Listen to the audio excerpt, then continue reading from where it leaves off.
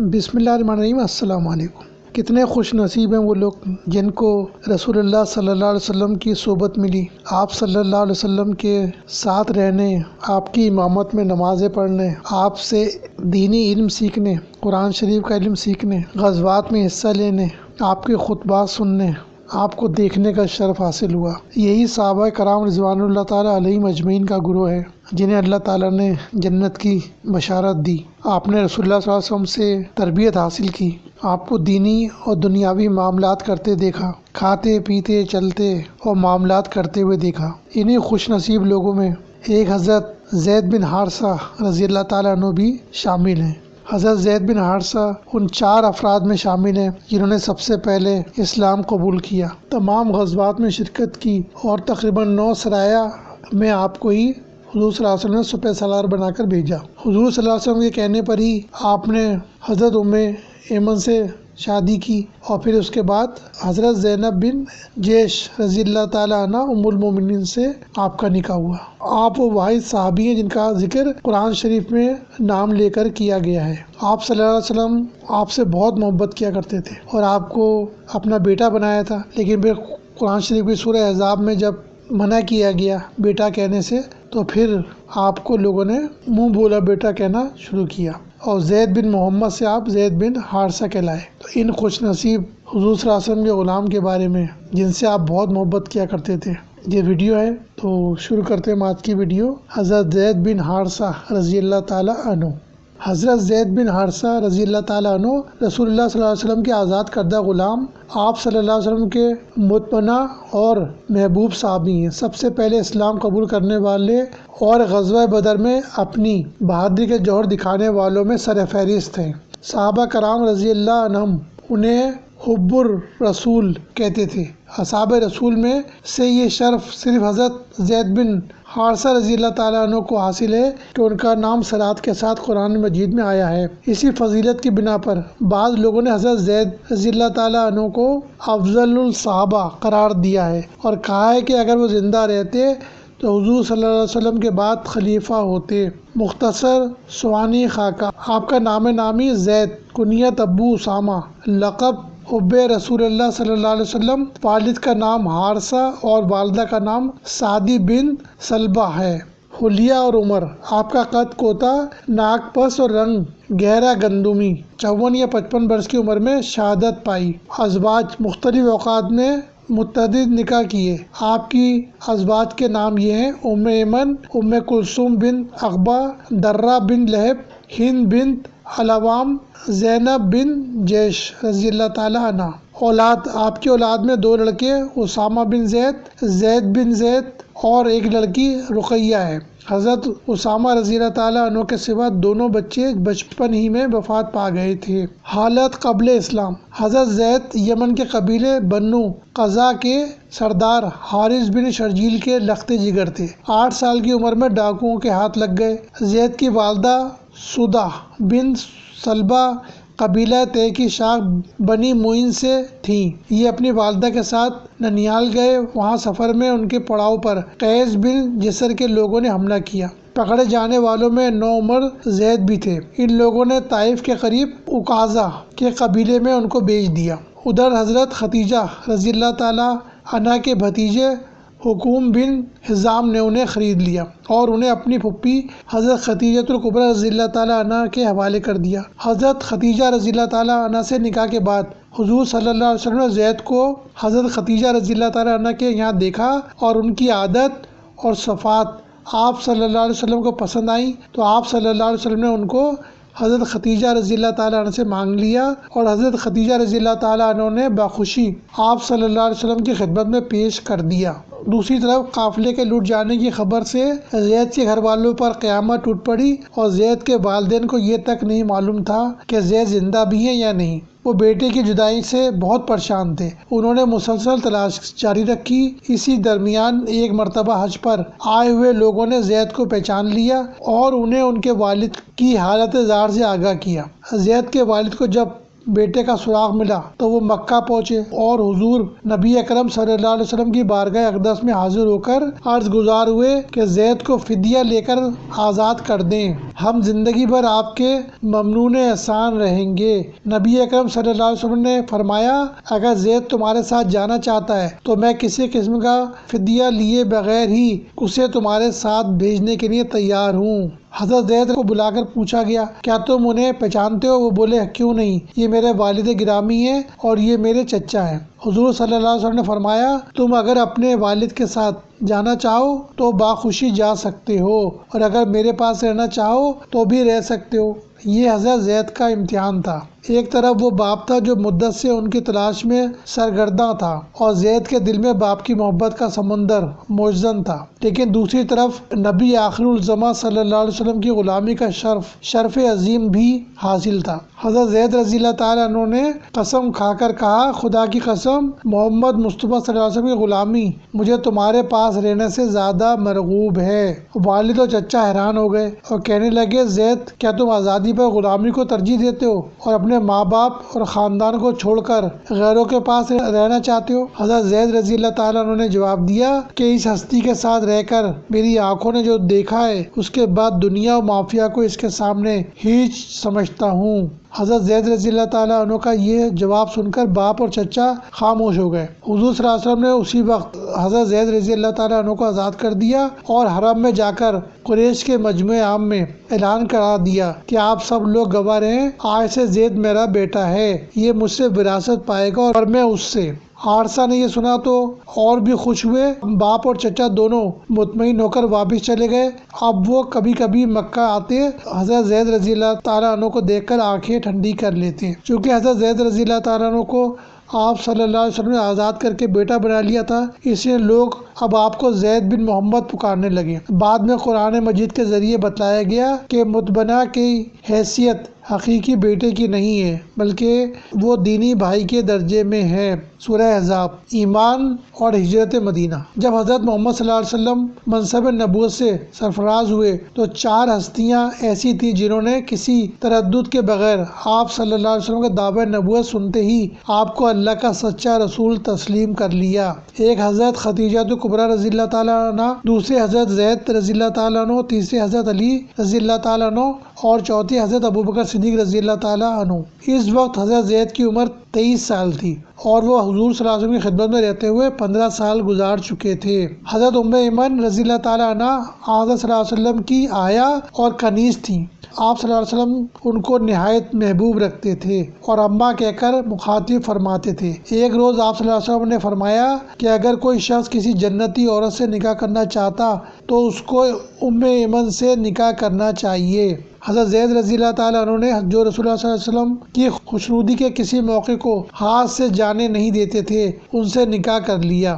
چنانچہ حضرت اسامہ بن زید رضی اللہ تعالیٰ عنہ جو اپنے والد کے بعد حب رسول صلی اللہ علیہ وسلم کے لقب سے مشہور ہوئے، انہی کی بطن سے مکہ میں پیدا ہوئے۔ جب حضرت زید رضی اللہ تعالیٰ عنہ مکہ سے ہجرت کر کے مدینہ پہنچے تو حضرت صلی اللہ علیہ وسلم کی طرح یہ بھی حضرت کلثوم بن ہدم رضی اللہ تعالیٰ عنہ کے مہمان ہوئے۔ حضرت اسید بن حضیر رضی اللہ تعالیٰ عنہ انصاری جو قبیلہ عبد الاشل کے معزز رئیس تھے، ان کے اسلامی بھائی بنائے گئے۔ حضرت زید رضی اللہ تعالیٰ عنہ اب تک خاندان نبوت کے ایک ممبر کی طرح حضرت صلی اللہ علیہ وسلم کے ساتھ رہتے تھے، لیکن یہاں پہنچ کر آپ صلی اللہ علیہ وسلم نے ان کے لیے ایک علیحدہ مکان مخصوص فرما دیا اور اپنی پھوپھی زاد بہن حضرت زینب بن جیش رضی اللہ تعالیٰ عنہ کا ان سے نکاح کر دیا۔ اس طرح در حقیقت یہ دوسرا ترہ افتخار تھا جو حضرت زید رضی اللہ تعالیٰ عنہ کے دستار فضل پر نصب ہوا، لیکن یہ نکاح زیادہ عرصے تک قائم نہ رہ سکا۔ نسبی اور خاندانی عدم توازن نے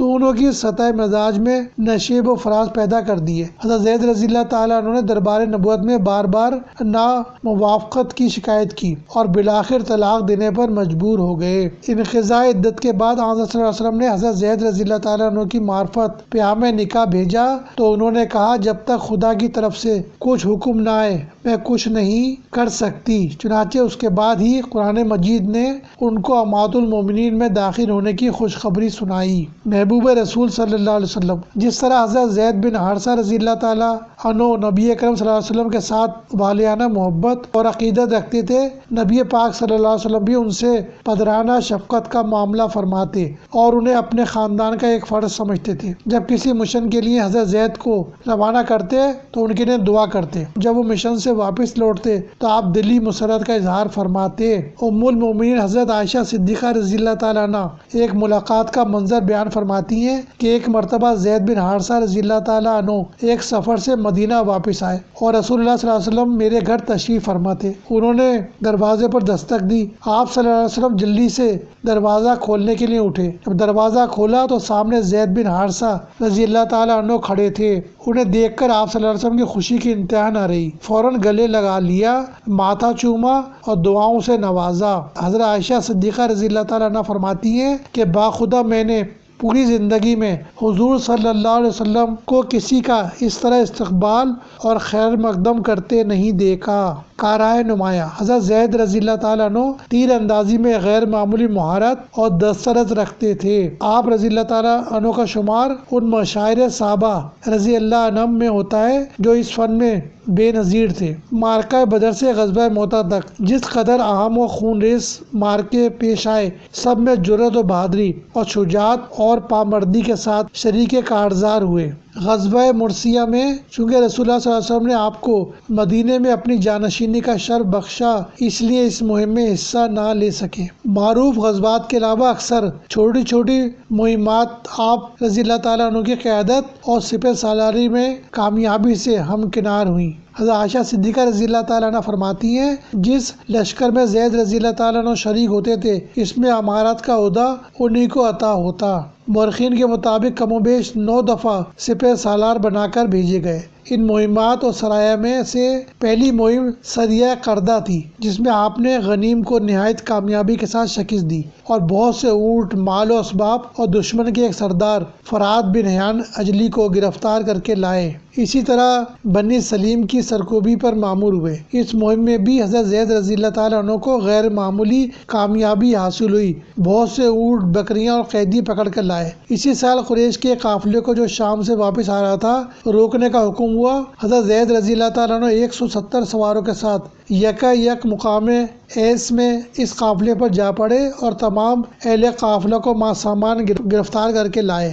مال غنیمت میں چاندی کا ایک بڑا ذخیرہ ہاتھ آیا جو صفوان بن امیہ کے لیے شام سے آ رہا تھا۔ قیدیوں میں ابو العاص حضرت صلی اللہ علیہ وسلم کے داماد بھی تھے، جنہوں نے اپنی اہلیہ اور حضور صلی اللہ علیہ وسلم کی بیٹی حضرت زینب رضی اللہ تعالیٰ عنہ کی پناہ حاصل کر کے خلاصی پائی۔ اسی سال ماہ جمادی الثانی میں مقام طرف پر حملہ آور ہوئے، لیکن کوئی جنگ نہ ہوئی کیونکہ دشمن پہلے ہی خائف ہو کر بھاگ گیا تھا۔ اس کے بعد مقام حسمہ پر فوج کشی ہوئی۔ 500 جانباز مجاہد آپ رضی اللہ تعالیٰ عنہ کے زیر کمان تھے۔ آپ رضی اللہ تعالیٰ عنہ احتیاط کے خیال سے دن کو پہاڑوں میں چھپ جاتے تھے اور رات کو یلغار کرتے ہوئے قطع منازل طے کرتے تھے، یہاں تک کہ ایک روز یکا یک غنیم پر جا پڑے اور سالمہ غانمہ واپس آئے۔ چونکہ اس قوم کے ایک رکن ابو یزید بن عمرو نے دور اندیشی سے پہلے ہی پہنچ کر اسلام قبول کر لیا تھا، اس لیے ان کی سفارش پر تمام قیدی رہا کر دیے گئے اور مال غنیمت واپس کر دیا گیا۔ پھر اسی سال ماہ رجب میں وادی قرہ کے مہم پر بھیجے گئے اور کامیابی کے ساتھ واپس آئے۔ غزوہ موتہ میں شرکت اور مرتبہ شہادت۔ صلح حدیبیہ کے بعد سن 8 ہجری کے بالکل اوائل میں حضور صلی اللہ علیہ وسلم نے ان روسائے عرب کے نام بھی نامہ ہائے مبارک ارسال فرمائے جو عرب اور شام کے سرحدی علاقوں میں آباد تھے۔ ان میں غسان کا قبیلہ تعداد میں بھی بڑا تھا اور کافی طاقتور بھی تھا۔ اس قبیلے کے لوگ اگرچہ عرب تھے لیکن ایک مدت سے عیسائی تھے۔ یہ قبیلہ قیصر روم کے ماتحت اور اس کا باج گزار تھا۔ اس وقت قبیلے کا رئیس اور حکمران شرجیل بن عمرو نامی شخص تھا۔ اس کے پاس حارث بن عمیر رضی اللہ تعالیٰ عنہ بطور قاصد حضور صلی اللہ علیہ وسلم کا نام مبارک لے کر گئے تھے۔ اس بدبخت نے حضور صلی اللہ علیہ وسلم کے قاصد کو شہید کر دیا۔ حضور صلی اللہ علیہ وسلم نے ان کے خون کے قصاص کے لیے 3000 کا لشکر تیار کر کے جمادی الاول سن 8 ہجری میں شام کی طرف بھیجا۔ اس لشکر کا سپہ سالار حضور صلی اللہ علیہ وسلم نے حضرت زید بن حارثہ رضی اللہ تعالیٰ عنہ کو مقرر فرمایا اور پہلے سے طے کر دیا کہ اگر ان کو دولت شہادت نصیب ہو تو حضرت جعفر بن ابی طالب رضی اللہ تعالیٰ عنہ سپہ سالار ہوں گے، اور اگر وہ بھی شہید ہو جائیں تو حضرت عبداللہ بن رواحہ رضی اللہ تعالیٰ عنہ سپہ سالار ہوں گے، جو انصار تھے اور مشہور شاعر تھے۔ ادھر مدینہ میں مسلمانوں کا لشکر ترتیب پا رہا تھا اور ادھر جاسوسوں نے شرجیل کو خبر کر دی۔ چنانچہ شرجیل نے اس لشکر کے مقابلے کے لیے قریباً 1 لاکھ کی فوج تیار کی، کیونکہ اسے معلوم تھا کہ معاملہ قصاص اور انتقام کا ہے، لہذا جنگ ضرور ہوگی۔ پھر خود قیصر روم ہرقل ایک بڑی فوج لے کر غسانیوں کے دارالحکومت بصرہ سے چند میل کے فاصلے پر آ کر بیٹھ گیا تھا کہ اگر غسانی شکست کھائیں تو وہ ان کی مدد کے لیے اپنی فوج لے کر پہنچ جائے۔ اہل ایمان کے لشکر کو جب غسانیوں کی تیاری اور اس کی پشت پر ہرقل کی فوج کی موجودگی کا علم ہوا تو مشورہ ہوا کہ ان حالات میں کیا طرز عمل اختیار کیا جائے۔ اس سنگین صورتحال میں مقابلے کا خطرہ مول لینا چاہیے یا حضور صلی اللہ علیہ وسلم کو اطلاع دے کر آپ صلی اللہ علیہ وسلم کے حکم کا انتظار کرنا چاہیے۔ حضرت زید رضی اللہ تعالیٰ عنہ کی رائے تھی کہ ہمیں سر دست مقابلہ نہیں کرنا چاہیے اور حضور صلی اللہ علیہ وسلم کے حکم کا انتظار کرنا چاہیے، لیکن حضرت عبداللہ بن رواحہ رضی اللہ تعالیٰ عنہ کی رائے یہ تھی کہ مقابلہ کیا جائے۔ چنانچہ وہ اٹھے اور انہوں نے تقریر کی کہ مسلمانوں، ہم دنیا کے طالب ہو کر نہیں نکلے، فتح و شکست سے ہمارا کوئی تعلق نہیں، ہم تو شہادت کے متمنی ہیں۔ اللہ نے ہمیں یہ موقع فراہم کیا ہے تو ہم تاخیر کیوں کریں۔ اس تقریر کا یہ اثر ہوا کہ فیصلہ ہو گیا کہ اب مقابلہ کیا جائے گا۔ چنانچہ تصادم ہوا اور زبردست تصادم ہوا، کہاں 3000 کی مختصر جماعت اور کہاں 1 لاکھ کا لشکر، لیکن جوش ایمانی اور شوق شہادت سے سرشار یہ مختصر جماعت 1 لاکھ فوج پر حملہ آور ہوئی۔ حضرت زید رضی اللہ تعالیٰ عنہ نے ایسی جواں مردی کے ساتھ جنگ لڑی کہ جنگی کارناموں کی تاریخ میں اس کی مثال نہیں ملتی۔ بالآخر دشمن کے نیزوں نے آپ کے جسم کو چھلنی چھلنی کر دیا اور آپ رضی اللہ تعالیٰ عنہ شجاعت دیتے ہوئے جام شہادت نوش فرما گئے۔ آپ کے بعد جھنڈا حضرت جعفر رضی اللہ تعالیٰ عنہ نے تھام لیا اور اس کی حفاظت کے لیے بڑی جان فشانی سے دشمن کے مقابلے میں نبرد آزما رہے، یہاں تک کہ شہید ہو گئے۔ ان کے شہید ہو جانے کے بعد حضرت عبداللہ بن رواحہ رضی اللہ تعالیٰ عنہ نے آگے بڑھ کر جھنڈا تھام لیا اور ایسی بہادری سے دشمن کا مقابلہ کیا کہ دیکھنے والے ششدر رہ گئے، لیکن بالآخر لڑتے لڑتے اللہ کو پیارے ہو گئے۔ ان کے بعد حضرت خالد بن ولید رضی اللہ تعالیٰ عنہ کو سپہ سالار منتخب کیا گیا۔ ابھی آپ نئے نئے حلقہ بگوش اسلام ہوئے تھے، لیکن آپ نے تجربات کی بنا پر ایسی جنگی تدبیر اختیار کی کہ لشکر اسلام کو ہزیمت سے بچا لیا اور لشکر واپس لے کر مدینہ آ گئے۔ جب جنگ موتا کی خبر رسول اللہ صلی اللہ علیہ وسلم کو پہنچی اور لشکر اسلام کے 3 سپہ سالاروں کی شہادت کا علم ہوا تو آپ اتنے غمگین ہوئے کہ اس سے پہلے کبھی آپ کو اس طرح حالت غم میں نہیں دیکھا گیا۔ آپ خبر سنتے ہی فوری طور پر تعزیت کے لیے ان کے اہل خانہ کے پاس گئے۔ جب آپ تسلی دینے کے لیے حضرت زید بن حارثہ رضی اللہ تعالیٰ عنہ کے گھر پہنچے تو آپ رضی اللہ تعالیٰ عنہ کی چھوٹی بیٹی حضور صلی اللہ علیہ وسلم سے چمٹ کر زار و قطار رونے لگی۔ آپ صلی اللہ علیہ وسلم بھی آبدیدہ ہو گئے۔ یہ منظر دیکھ کر حضرت سعد بن عبادہ رضی اللہ تعالیٰ عنہ نے پوچھا، یا رسول اللہ کیا آپ بھی رو رہے ہیں؟ آپ صلی اللہ علیہ وسلم نے ارشاد فرمایا، یہ ایک حبیب کا اپنے حبیب کے غم میں رونا ہے۔ یہ تھی حضرت زید بن حارثہ حبیب رسول صلی اللہ علیہ وسلم کے بارے میں ویڈیو۔ اسی طرح کی ویڈیو دیکھنے کے لیے دیکھتے رہیے ہمارا اسلامک یوٹیوب چینل اسلامی ہسٹری۔ ملتے ہیں انشاءاللہ ایک نئی ویڈیو کے ساتھ۔ السلام علیکم۔